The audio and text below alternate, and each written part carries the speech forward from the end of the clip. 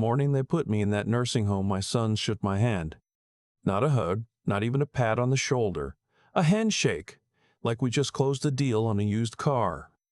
I remember standing in the lobby of Sunrise Meadows, that's what they called it, like they were selling condos in Florida, holding a duffel bag with 3 days' worth of clothes and a photo of my late wife, Barbara. My son, he was already checking his phone before the automatic doors closed behind him. His wife was waiting in the car. She didn't even come in. Let me back up. My name is Franklin. I am 67 years old. I spent 31 years as a high school history teacher in Columbus, Ohio. Nothing glamorous. I drove a used Buick, coached junior varsity baseball for 11 seasons, and made my own chili every Sunday. Barbara and I raised 2 kids in a 3-bedroom ranch house on Elmfield Drive, and when she passed 4 years ago from ovarian cancer, I stayed in that house because every wall had a memory in it. Our son Isaac was 41 when all this happened. He'd married a woman named Tricia 8 years prior. Nice enough at the wedding. Changed after the first year. I'm not going to pretend I didn't notice. I noticed. Barbara noticed too before she got sick. She used to say quietly, just to me, "That woman keeps score, Frank?" I'd tell her she was being unfair. I was wrong about that. Our daughter, Wendy, lived in Portland with her husband and 2 kids. We talked every Sunday. She'd offered to fly me out after Barbara passed, and I told her I was fine. I was trying to be fine. Isaac and Tricia lived 40 minutes away in Westerville, close enough to visit, far enough that they mostly didn't. After Barbara died, they started coming around more. Sunday dinners. Helping me with the gutters. Taking me to doctor's appointments when my back was acting up. I was grateful. I told myself this was what family did. I told myself things were getting better. Then Isaac sat me down one evening in my own living room, the one with Barbara's curtains still on the windows, and said they'd been doing some research. He slid a brochure across the coffee table. Sunrise Meadows Senior Living Community. Full-time nursing staff. Activities. A dining hall. I said I didn't need a nursing home. He said it wasn't a nursing home, it was assisted living, and that the stairs in my house were becoming a liability, and that they couldn't always be there to check on me. Tricia sat beside him, nodding like a metronome. I asked if they'd talked to Wendy about this. There was a pause I still think about. Isaac said Wendy was too far away to have a real say in this, that this was a practical decision, that they'd already toured the facility and put down a deposit. A deposit, without asking me. I should have pushed back harder right then. I should have called Wendy that night. But I was 66, I'd just gotten over a bad stretch of bronchitis, and my son was sitting in my living room telling me this was the responsible thing to do. I was tired, and if I'm being honest, I was lonely enough that some part of me thought being around other people might help. That was my mistake, and I paid for it. I moved into Sunrise Meadows in March. My house on Elmfield Drive sat empty.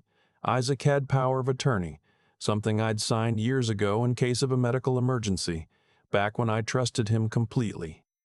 He was managing the property, he said, keeping up the utilities, making sure nothing fell into disrepair. What he was actually doing, I found out later, was having conversations with a real estate attorney. My room at Sunrise Meadows was fine, clean. The staff was kind.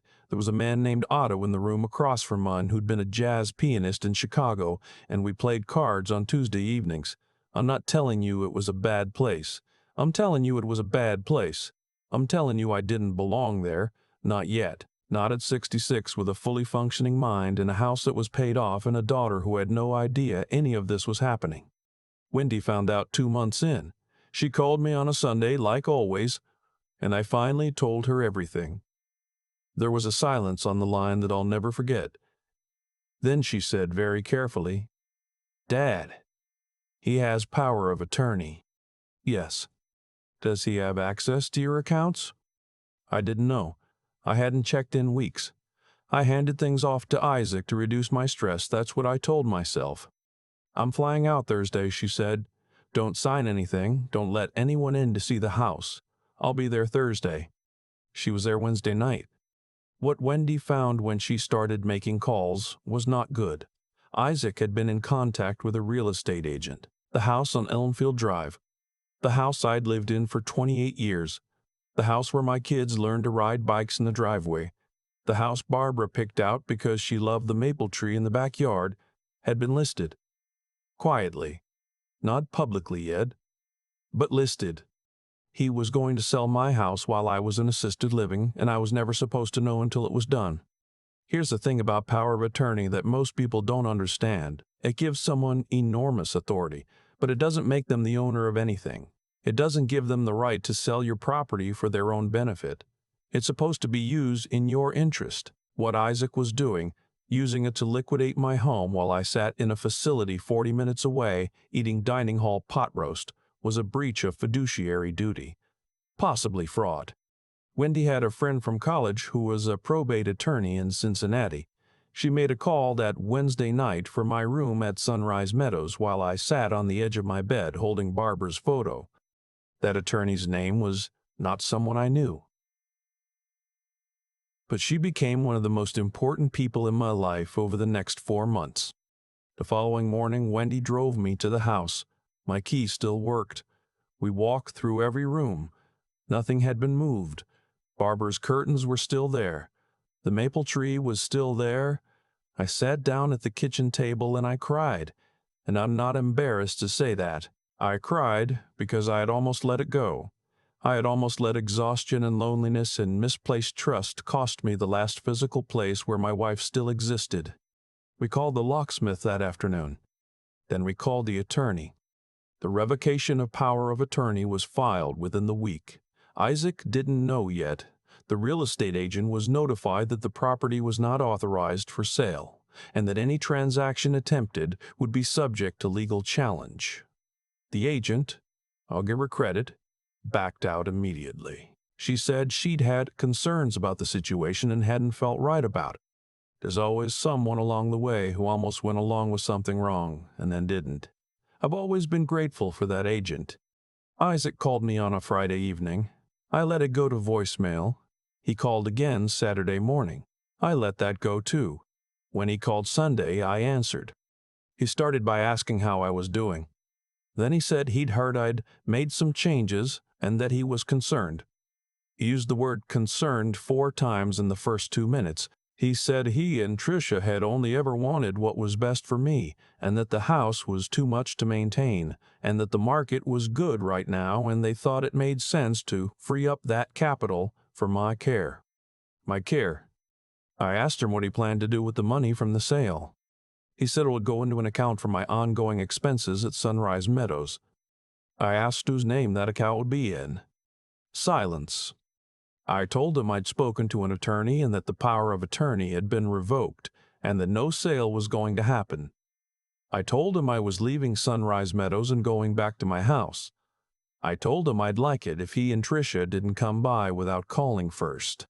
He told me I was making a mistake, that I was being paranoid, that he was my son, and he loved me and this wasn't what it looked like. I told him I hoped that was true. And I told them that if it was true, he'd understand why I needed to make these changes. He hung up. Tricia called an hour later. I didn't answer.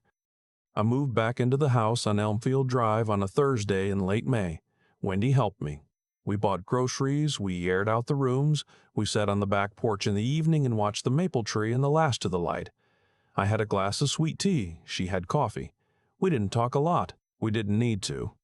What came next took several months, and I won't pretend it was clean or simple. The attorney sent Isaac a formal letter outlining the situation and noting that any further attempts to access my financial accounts or property without authorization would be referred to the county prosecutor's office. Isaac retained his own attorney briefly, then he didn't. I think when his attorney explained to him what the actual exposure looked like, the conversation changed. There was no lawsuit. I didn't want one. Wendy would have gone further, I think, but I told her I needed it to be over. I changed my will, removed Isaac as executor, and named Wendy and her husband jointly. I closed the joint account Isaac had access to and opened a new one. I canceled the financial power of attorney entirely and met with my own estate attorney, someone I chose, someone who worked for me, to set up a proper trust. For my care, for my actual care. The hardest part wasn't legal. The hardest part was the Sunday calls that stopped. Isaac and I had spoken every few weeks for most of my adult life. After everything, those calls just ended. I'd be lying if I said that didn't hurt. I'm his father. I taught him to throw a baseball. I drove him to every single college visit because he was nervous about flying. I sat with him in the hospital the night Tricia miscarried their first pregnancy and held it together because he needed me to. I don't know who talked him into this. Maybe it was fully his idea. I've gone back and forth on that for a long time. I've had conversations with myself about it at 2 in the morning more times than I can count. What I've come to is this: it doesn't matter. What matters is what he did and what he was prepared to do. There's a thing that happens when you get older that nobody warns you about. You become, in some people's minds, a problem to be managed rather than a person to be loved. Your opinions become inconveniences. Your attachment to your home becomes an obstacle. Your grief becomes a liability. I had let myself drift far enough into that I had ended up in a facility at 66, watching my own house get quietly listed, and I had almost accepted it as reasonable. That's the part that haunts me more than anything Isaac did.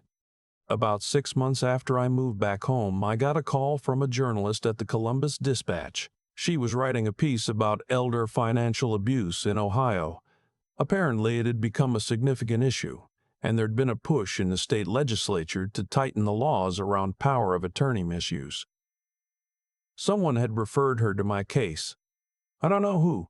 I had talked to her for about an hour. I told her everything, and I told her she could use my name. The article ran on a Sunday. By Monday afternoon, I had 47 emails in my inbox from people across Ohio and eventually across the country who told me versions of my own story. Some of them had lost their homes. Some of them were still in facilities they didn't need to be in. Some of them were writing to me from those facilities on their phones secretly because they didn't want their children to see. I wrote back to every single one of them. It took me 3 weeks. Otto, the jazz pianist from Sunrise Meadows, reached out after the article too. He was still there. He said he'd shown the piece to several of the residents and that more than one of them had cried. He asked if I'd be willing to come speak to their community group. I said yes without hesitating. I've been back to Sunrise Meadows 4 times now, not as a resident, as a visitor, as someone who sits with people who need to hear that what happened to them is not normal and is not okay, and they are not crazy for being angry about it. Isaac reached out once, about 8 months after everything. A text. It said, "I hope you're doing okay, Dad. I think about you." I read it probably a dozen times over several days. I didn't respond, not because I was punishing him, because I genuinely didn't know what to say, and I've learned later in life than I would have liked that silence is sometimes more honest than words. Wendy and I talk every Sunday, same as always. She's got a photo of Barbara as her phone wallpaper. Didn't even tell me. I just saw it one day on a video call. I didn't say anything about it. I just noticed it, and I was glad. The maple tree in the backyard lost a big branch in a storm last winter. I had it cut down and split into firewood. I kept one piece, the cleanest section, and I set it on the shelf in the kitchen next to Barbara's photo. I don't know exactly why. It just felt right to keep something from it rather than let it disappear. I still make chili on Sundays. I still drive the Buick, though Wendy says I need to think about something newer. I coached one season of Little League last spring. A friend of mine runs a program through the Park District and was short-handed, and I figured why not? Those kids have no idea how to turn a double play. We're working on it. I'm telling you this story because somebody needs to hear it. Maybe you're in it right now, or maybe someone you love is. Maybe you signed something you didn't fully understand because you were exhausted and grieving and you trusted the wrong person at the wrong time. That doesn't make you foolish. It makes you human. But I need you to know, it is not too late to change the lock. I keep thinking about that handshake. Not the nursing home, not the listed house, not the power of attorney. The handshake. My own son shook my hand on the day he dropped me off at Sunrise Meadows like we'd just finished a business transaction. And the thing is, in his mind, maybe we had. That's what I've had to sit with, not the anger. The anger was easy. The anger made sense. What's harder is understanding how someone you raised, someone you drove to every college visit because he was afraid to fly, can look at you and see an asset to be managed, rather than a father to be loved. I don't have a clean answer for that. I've stopped looking for one. What I do know is this. What Isaac did had a cost. Not just the legal exposure, not just the attorney letters and the revoked power of attorney. A deeper cost. He traded something that couldn't be replaced for something that was never really his to take. That's not punishment from the outside. That's just how it works. The choices we make quietly when we think no one is watching or no one will figure it out have a way of becoming the whole story of who we are. Isaac made his choices. I have to live with knowing that about him. Wendy flew out Wednesday night. She didn't wait until Thursday. That's the other side of it, the side I try to remember more than the rest. When it mattered, when I was 66 years old, sitting in a facility I didn't need to be in while my house got quietly listed, my daughter got on a plane. She didn't have a legal strategy. She didn't have all the information. She just came. That took something. It takes a kind of moral clarity that I don't think you can fake. You either show up for people or you don't, and Wendy showed up. I wasn't entirely without fault in this. I signed documents I should have read more carefully. I handed over trust I should have kept closer. I told myself things were fine because I was too tired and too lonely to look directly at what was happening. That wasn't weakness, exactly.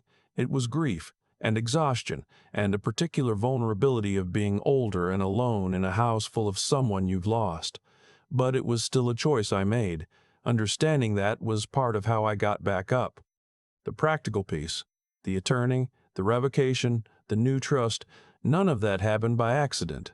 It happened because at some point I stopped waiting for things to be okay and started thinking clearly about what I actually needed to do. That kind of clarity, when everything feels heavy and the people you trusted are not who you thought they were, doesn't come automatically. You have to choose it. You have to sit up straight at the kitchen table and decide to think carefully when every part of you wants to just let someone else handle it. I'm not a different person than I was before all this. I still make chili on Sundays. I still coach kids who can't turn a double play, but I'm paying attention in a way I wasn't before, and I'm a lot less willing to let exhaustion pass for acceptance. The maple tree lost a branch. I kept a piece of it. That's enough.